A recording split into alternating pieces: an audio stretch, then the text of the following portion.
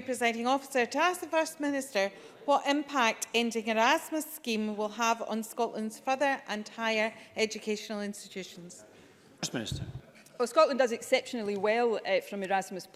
Proportionally, more students from Scotland study abroad under the programme than students from England, Wales or Northern Ireland, while at the same time, proportionally more Erasmus students from across Europe come to Scotland than to anywhere else in the UK.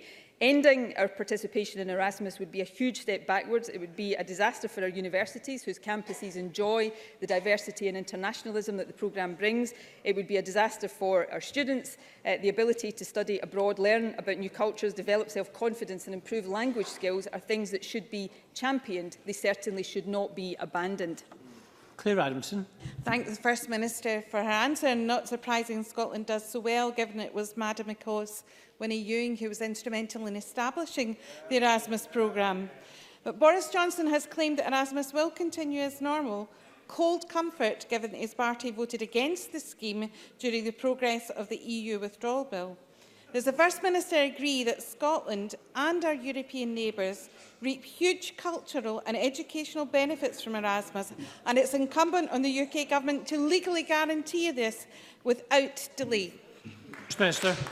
Yes, I do agree, and I think if the Tories' assurances around Erasmus were worth anything, then they wouldn't have voted against legally protecting the scheme when they had the opportunity last week. Safeguarding the future of our participation in Erasmus is essential. I believe it has broad support across the whole of the country, including in this chamber. And it's important to note that the programme supports not just students, but schools, youth groups, sports clubs, providing them with the opportunity to learn and grow from time spent abroad.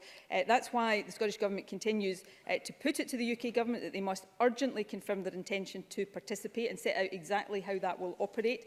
Of course, our preference is for the whole of the UK to remain associated, but in the event that the UK Government does choose to abandon the programme, we are also considering what routes are available that would allow Scotland to remain a member.